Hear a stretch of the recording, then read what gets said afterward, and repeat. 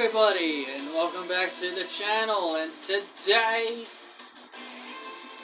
well, history is being made officially tonight. As tonight, I'll be giving you guys my first review of All Elite Wrestling. Now again, I just want to point things out. I have been watching the shows casually. I'm a bit of a casual viewer when it comes to AEW, so I don't know everything. I know enough to know what's sort of going on in certain situations. So usually whenever it comes to, when I used to do reviews for WWE, I used to just look at the official website, and that has like all the matches and everything that took place. I don't know if AEW does the exact same thing. I'm pretty sure it does, but I don't really have any other means of doing that. So I decided to pull out an old book of mine that I used to have at school. So I decided to write down everything as the show was progressing. So that way, I have everything on a sheet of paper, so I can tell you guys everything that happened. And so then that way I can give you guys my honest review on everything. The show was at least 2 hours long. I watched it on the Watch Wrestling website. And the only issue I had with it is that they didn't have the full show. They divided it into like part 1 and part 2. So there was that. They had it in part 1 and part 2. And the only other problem I had was the commercial ads. Because there was a time where I was like watching the show and I had to like stim on my phone as I was watching the show. Like on my phone I had to tap the fast forward button to get through the ads. I don't know if it's different to everybody else that watch it live, but man, on Watch Wrestling there was a lot of ads. Anyway, so another thing I want to quickly point out to all of you guys, which again, I am a casual viewer. I just want to point that out. And also, I was in the middle of playing my Nintendo Switch while I was watching the show. Now, some of you may think that's a bit lazy of me to do, as if I'm just reviewing a show. But the thing is, I was still paying attention. I basically had my phone on charge while I was playing my game, and I had it facing in a direction where I could still look at it on my TV, even though I was still standing up. I had it on my phone, and I had it in the same similar position that you're seeing here right now as I was recording. Instead, it was facing flipped on the side, because again, it was charging. You can't have a phone standing up, or there's a plug inside it. While I was playing on my Nintendo Switch. So now with all that out of the way, let's talk about the show, and I'll give you guys my thoughts on the entire show, every match, and all that. The show kicked off with a Samoa Joe segment. Samoa Joe came out as he was talking about the devil, as he was trying to figure out who was the guy behind the devil mask. They showed what happened last week when Samoa Joe was meant to be in a tag match with MJF, the AEW World Heavyweight Champion, but MJF was seen attacked, and therefore the match never happened. Samoa Joe says that he found a beer bottle where MJF was located, and so he calls out Hangman Adam Page. Hangman Adam Page basically says that he had nothing to do with it, and then out comes Roderick Strong shouting, "Samoa! Samoa! Samoa!" Like Roderick Strong just likes shouting people's names, but he's not in his wheelchair anymore. He's not in a wheelchair anymore, so I guess that's a positive. I don't know what it is about Roddy's voice. I just find his voice just so funny. But yeah, he could, because there's 3 Adams in AEW, so I bet it'll be a bit confusing for him when it comes to Adam Cole. Adam! Hangman Adam Page, Adam Copeland, and Adam Cole. Anyway, Roderick ends up telling Samoa Joe that MJF is the devil. Now, as far as I know, I think MJF was the guy that introduced the whole devil concept. So I think the whole story that they're trying to, I think the whole, again, as a casual viewer, I'm trying to understand the storyline here. So what I can try and gather is that MJF is trying to prove he's a changed man. He's not the devil. He's not an evil asshole anymore. He's a completely different man. He's a completely new man, and he's trying to prove that he's a changed man. That's as far as I'm trying to understand what's going on. So, MJF is trying to prove he's innocent. He had nothing to do with the devil, but everybody knows that MJF is a scumbag, and they think MJF is faking this whole thing, and he is really the devil. So Hangman Page doesn't listen to anything that Roddy was saying and attacks him, which leads into Hangman Adam Page versus Roderick Strong. Now, I know a lot of you may be asking me, who is your pick on who am I picking to think who the devil guy is? Honestly, it's a really hard guess. If I had to pick one guy, I'd probably pick Adam Cole. That would be the guy that I would think could be the devil. I could end up being wrong, but I think Adam Cole could be a good shout. So we get Hangman versus Roderick Strong in our first match. This is where I had a bit of an issue where the ads, like on Watch Wrestling, there were always these 10-second ads that would pop up every few minutes as you're watching. These weren't too annoying because again they were 10 seconds and they were really quick. But the things that I did not like was the picture-in-picture ads, because there were just so darn many ads, and I had to like keep tapping the fast forward button just to try and get through all the ads. There was just so many ads. It feels like I'm watching it on TV, but instead just a lot more ads. So I'm not going to be talking about the ads, but yeah, that was just one of the big issues I had when I was watching. The ads were just way too darn long, and also the Watch Wrestling 10-second ads kept popping up every few minutes, just to try and get on my nerves. But overall, Hangman Page ends up winning this match. He ends up winning the match against Roderick Strong. So we then move on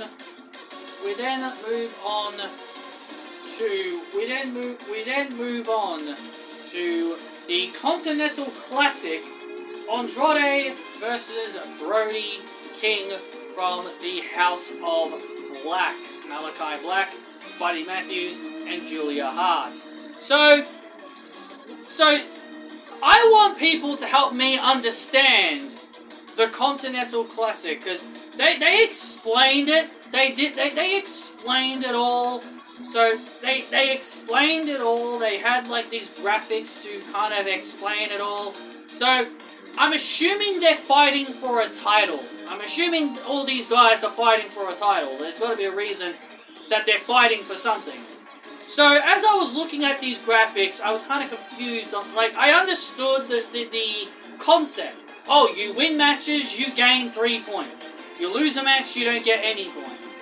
And all that stuff. That stuff I understood very clearly, but what's the deal with the blue division and the gold division? I kind of felt like, why are there two separate divisions? And I felt like I didn't understand why there were two different divisions, but regardless, it's like they explained it as much as they could for someone that has never watched, who has never seen the Continental Classic or understood how the concept works.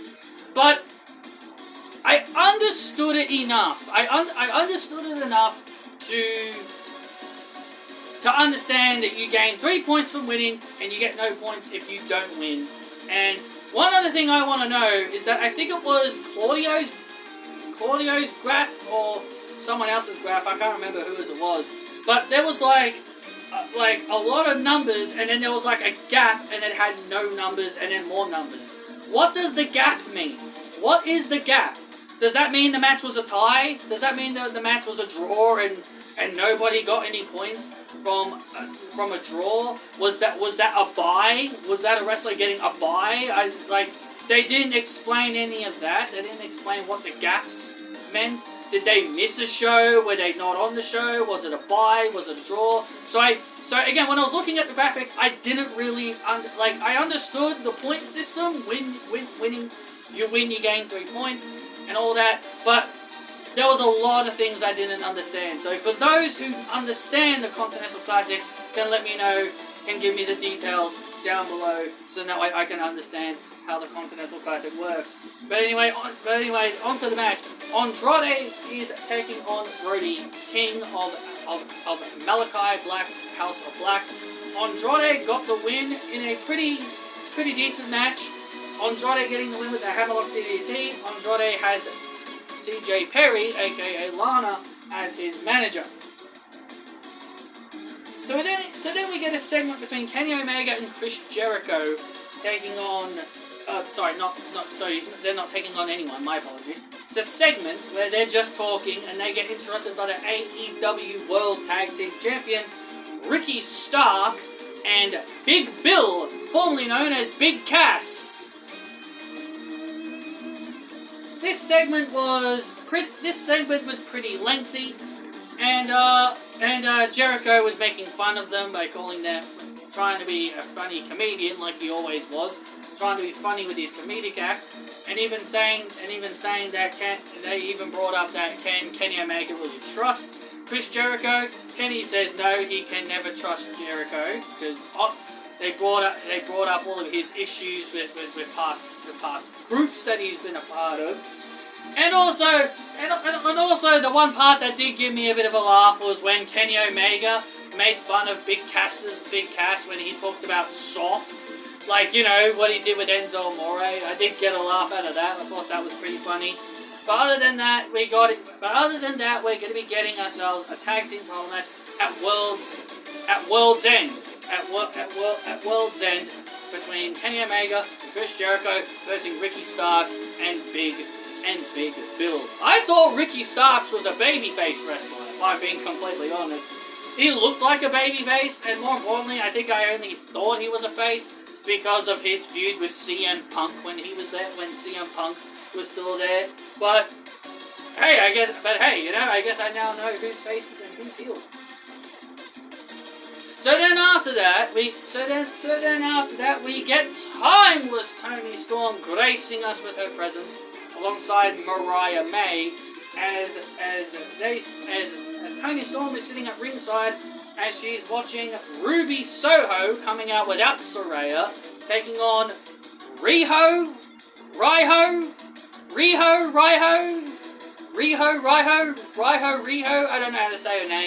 I don't know how to say her name.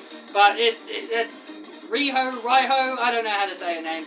But the concept of this match was interesting, and I knew what was going on here, because if you guys have watched previous videos of me talking about AEW, I've said I mainly watched mostly for the women's stuff. So I know Saraya is not in Ruby's corner, because Saraya is getting fed up with Ruby having a thing with this guy named Anthony, and this guy, and she's not wearing the Outcasts shirts anymore. Like, she's kind of shedding the Outcast stuff, and Saraya's starting to feel like Ruby's betraying her and all that stuff, so she's opted to not support Ruby in her match against Riho. So I understand that concept. That was on Collision, so I understand the story heading into this. But the commentators didn't really mention how there was dissension with Ruby and Saraya, because the main focus was Tony and Riho getting, like, colliding for the women's title. One thing I will give a positive over when it comes to WWE's commentary versus this one, is that at least they don't talk too much garbage, or they don't bicker and argue amongst themselves. you know, they don't talk about random stuff that don't mean anything, or they don't bicker and argue amongst themselves when on commentary. They don't try to argue who's right and who's wrong. They're not trying to argue over who's right and who's wrong in these situations and all that. Like, they felt like an actual commentary team that was commentating what is going on in the ring. And that's the one thing I did appreciate while I was watching these matches. They were more talking about what was going on in the ring and all that other stuff. I will say that is a strong positive. Taz is on commentary alongside Excalibur and some other guy. And some other guy. I can't remember his name. I think it was Tony Schiavone, I think they said. I can't remember. But anyway, Riho and Ruby had a pretty solid match. It kind of felt one-sided when I was watching. Like, as I was watching, it kind of felt one-sided as Riho was pretty much dominating most of the match. But then Ruby would come back with the Riot Kick. It's got a new name now. It's not called that anymore. It's not even called Soho Kick. They said its name. Can't remember off the top of my head. Can't remember off the top of my head. But they said it's got a new name. Now, and it's not what it's called anymore. So then Ruby tries the Destination Unknown. Then she tries the Destination Unknown, which gets blocked. Riho takes her down, and then goes into the corner, does like a running knee, like a jumping Meteora. Kind of felt like a jumping Meteora on Soho for the win. So there is that. So there is that match. The solid match was definitely a lot longer and majoritarily better than most of the WWE Women's matches I've watched over the last several years. But overall, it was very well done. It was a very well done match as it continues to build towards Riho, however you say her name, against Toni Storm. Next we get Jay Lethal taking on Roosh. Not Rush. Roosh. I don't know how they get Roosh out of Rush when if someone told me Roosh, I would have believed it's ROOUH or SH. ROOSH. Roosh. But they say but it's pronounced Rush, but they say Roosh. I don't know why they pronounce it like that, but okay. I will respect their pronunciations. Jay Lethal and Roosh had it was an okay match. I know who Jay Lethal is, I'm aware of who he is. I know he was the guy that trained AJ Lee and all that, because obviously Wikipedia. And yeah, I'm very well aware of who he is. This is another Continental Classic match, by the way. And Roosh gets the submission win, and Jay White finishes the entire... Jay Lethal, finishes the whole tournament with no wins. Wow, I feel bad for the guy. We go from one Jay to another Jay, as it's Jay White taking on Mark Briscoe. As he takes on Mark Briscoe. Man, fans complain about WWE having too many people with the same name. There's 3 Adams in AEW, and then you got 2 J's in AEW. But hey, it's whatever. It's whatever now. But hey, but I just think that's a little bit funny. But yeah, there's 2. But yeah, Jay White taking on Mark Briscoe in a solid little match. Jay White wins this. This is another Continental Classic match. They were really putting a lot of focus on this Continental Classic. And Jay White wins his match against Mark Briscoe. And I was kind of expecting like a segment backstage, maybe with Ruby getting confronted by Saraya and Saraya scolding her, and they continued dissension. But there was really nothing else of women afterwards. It was just match after match after match after that. Like, not many segments. Like, they only had like 2 segments, and then the rest were just matches, and mostly annoying commercials that were taking too long. But anyway, the main event is Jon Moxley versus Swerve. Not a fan of this guy. Can't stand Swerve. I can't stand Swerve. Never really was a fan of him, even when he was in WWE. Just because you're in a different company now, that doesn't change my opinion. And also, they also recapped what happened between Edge and Christian. All I'm going to say about that is that I couldn't have cared less. And all I just said was, welcome to AEW Edge, when I saw that. Or Adam Copeland, as he's known as under his real name. Anyway, Jon Moxley and Swerve in the main event. And this matchup, it's another Continental Classic match. I could not say I really cared about this one all that much. Obviously, I'm a big fan of Moxley, always have been. But in the end, Moxley won the match against Swerve. He won the match against Swerve, and so again, I'm very confused of this Continental Classic. Like, how do they determine who goes? I'm guessing the people with the most points. Go on to the finals. I'm assuming that's the case. The people with the most points go into the finals. How do eliminations happen? I don't know. Like, this whole tournament format, it was a lot different to the tournaments that I'm very well aware of. It was a very confusing tournament aspect side of things. So that, ladies and gentlemen, wraps up this AEW review. Honestly, watching the shows for the very first time, it wasn't... I kind of thought at the time it was going to be a bit of a slog to just watch. The reason why I thought, like, oh, it's something I'm watching for the very first time and I think it's going to be a slog. But that's why I kind of think playing a game while I'm watching something on my phone can kind of help me get through it a lot quicker. I will say, I think me playing my Switch as I was watching kind of helped get through it a lot quicker. But I still paid as much attention as I could as I was watching. So that wraps this up. That wraps up this review, guys. I hope you guys enjoy seeing more of these in the future.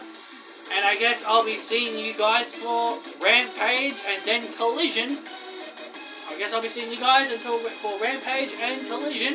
Hit that like button, subscribe if you're new, and I will see you all next time.